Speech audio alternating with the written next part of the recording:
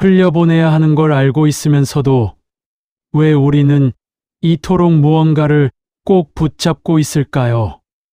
이미 끝난 일이고 돌이킬 수 없는 시간인데도 우리의 마음은 여전히 그 아픈 자리에 멈춰 서 있습니다. 깊은 밤입니다. 세상의 불빛이 하나둘 꺼질 때 우리 가슴 속에는 해묵은 걱정의 불이 켜지곤 합니다. 그때 내가 조금만 더 잘했더라면, 자식이 내 맘 같지 않아서 속상하다는 그 무거운 생각들이 꼬리에 꼬리를 물고 우리를 찾아옵니다. 우리는 인생이라는 강물이 오직 내 뜻대로만 흐르기를 바라며 온 힘을 다해 댐을 쌓고 물길을 막으려 합니다. 하지만 여러분, 댐이 높고 단단할수록 물은 더 세차게 저항하며 소용돌이칩니다. 결국 무너지고 부서지는 것은 거친 물길이 아니라 우리의 여린 마음뿐입니다. 오늘은 그 억척스러운 소나기의 힘을 빼고 흘러가는 것은 흘러가는 대로 두는 지혜에 대해 깊이 이야기하려 합니다. 부처님과 한 제자가 나누는 고요한 대화 속으로 당신의 마음을 잠시 빌려주십시오. 한 제자가 흙투성이가 된 손을 보여주며 부처님 앞에 털썩 주저앉았습니다. 그의 손톱 밑에는 흙먼지가 가득했고 얼굴에는 지독한 피로가 서려 있었습니다. 세존이시여, 저는 제 삶이 제 뜻대로 흐르게 하려고 평생을 발버둥 쳤습니다. 자식의 앞길을 내 생각대로 막아 세우고 떠나려는 인연의 옷자락을 붙잡으며 밤낮으로 댐을 쌓았습니다. 그런데 왜 제 마음은 갈증난 논바닥처럼 갈라지기만 하는 것입니까? 부처님은 제자의 거친 손을 가만히 어루만지며 물으셨습니다. 여보게, 세차게 흐르는 강물을 맨손으로 막으려 하면 물이 그 자리에서 멈추던가 아니면 손가락 사이로 비어져 나가던가. 제자가 힘없이 답했습니다. 손가락만 아플 뿐 물은 비웃기라도 하듯 제 갈 길로 가버립니다. 그렇다네. 삶이라는 거대한 강물은 억지로 막으려 할수록 그 고집이 그대에게 고통으로 되돌아온다네.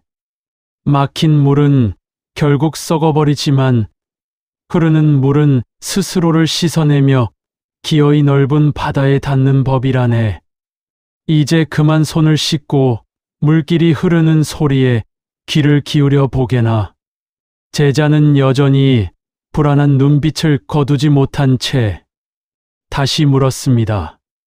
하지만 세존이시여, 그냥 두었다가 자식이 잘못된 길로 가거나 제가 가진 소중한 것들을 영영 잃어버리면 어찌합니까? 부처님은 저 멀리 하늘을 천천히 지나가는 구름을 가리키셨습니다. 저 구름이 비를 뿌리고 싶을 때 그대가 우산도 펴지 않은 채 하늘을 향해 꾸짖는다고 해서 비가 멈추겠는가? 비가 오면 잠시 비를 맞고 바람이 불면 나무처럼 몸을 흔들리게나. 그것이 자연의 순리이자 우리 삶의 가장 정직한 모습이라네. 억지로 비를 맞겠다고 지붕을 세우는데 급급하다 보면 비가 그친 뒤 오늘 내 곁을 지나는 찬란한 무지개를 놓치게 된다네. 흘러가게 두는 것은 결코 포기가 아니라네. 그것은 내일의 맑은 하늘을 믿고 기다릴 줄 아는 가장 깊고 단단한 용기라네. 제자는 한숨을 내쉬며 고개를 깊숙이 숙였습니다. 과거의 기억이라는 끈질긴 거미줄이 저를 꽁꽁 묶고 놓아주질 않습니다. 저는 영원히 이 어두운 기억의 숲에 갇혀 살아야 하는 것입니까? 부처님은 발밑에 흩어진 마른 잎 하나를 밟으며 나직하게 말씀하셨습니다. 거미줄이 질긴 것이 아니라네. 벗어나려고 발버둥 치는 나비의 날갯짓이 너무 절박하기에 줄이 더 몸을 조여오는 것이라네. 이제 힘을 빼고 가만히 바람의 흐름에 몸을 맡겨보게나. 기억이라는 줄은 실체가 없는 것이라네. 그대가 반드시 여기서 벗어나야 한다는 그 간절한 집착만 내려놓으면 지나가는 바람이 그대를 실어다 줄 것이네.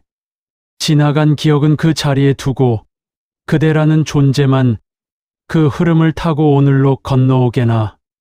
세존이시여, 평생을 자식을 위해, 가정을 위해 쥐고 살아온 것들이 한순간에 모래알처럼 빠져나가는 기분입니다.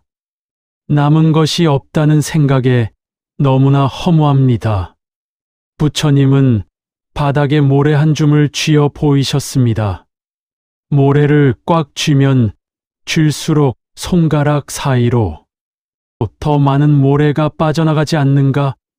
하지만 손바닥을 활짝 펴면 모래는 그 위에 평온하게 머문다네. 사랑도, 인연도, 우리가 애지중지하던 것들도 이와 같아서 꽉 쥐려 하면 도망치고 손바닥을 펴고 흘러가게 두면 비로소 내 곁에 머문다네. 허무한 것은 모래가 사라졌기 때문이 아니라네. 그대의 손바닥이 여전히 비어 있음을 인정하지 못하는 그 마음 때문이지. 이제는 그 빈 손바닥 위에 지나간 미련 대신 오늘의 따뜻한 햇살을 담아보게나. 제자는 자신의 주름진 얼굴과 마디 굵은 손을 물끄러미 바라보았습니다. 세월이 흐르는 것이 무섭습니다. 늙어가는 저의 모습이 마치 산 너머로 저무는 해처럼 쓸쓸하게만 느껴집니다. 부처님은 산등성이에 걸린 붉은 노을을 보며 인자하게 말씀하셨습니다. 해는 지기 위해 뜨고 꽃은 지기 위해 피는 것이 아니라네.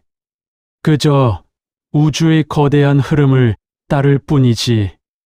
단풍이 그토록 붉게 물드는 것은 여름 내 품었던 푸르름을 기꺼이 버렸기 때문이라네. 만약 나무가 푸른 잎에 집착하여 흘러가는 계절을 막으려 했다면 매서운 겨울을 이겨낼 힘을 기르지 못했을 것이네. 늙어가는 것은 낡아지는 것이 아니라네. 그것은 인생의 가장 깊고 아름다운 빛깔을 내는 시간이니 그 흐름을 슬퍼하지 말게나. 당신은 지금 인생에서 가장 찬란한 단풍이 들어가고 있는 것이라네. 긴 대화가 끝나고 제자의 얼굴에는 비 온 뒤의 하늘처럼 맑고 평온한 미소가 번졌습니다. 부처님이 마지막으로 그에게 말씀하셨습니다. 여보게, 매일 아침 눈을 뜨면 스스로에게 가장 먼저 말해주게나. 나는 오늘 다시 흐르기 시작했다라고. 어제 막혔던 물길에 더 이상 미련을 두지 말고 오늘 새로이 터져 나오는 맑은 물줄기를 따라가게나. 억지로 무언가가 되려 하지 말고 그저 흐르는 물처럼 인연 닿는 대로, 바람 부는 대로 그렇게 살아가게나. 그렇게 하루라는 시간을 온전히 흐르다 보면 어느덧 그대는 평온이라는 이름의 넓고 깊은 바다에 닿아 있을 것이네.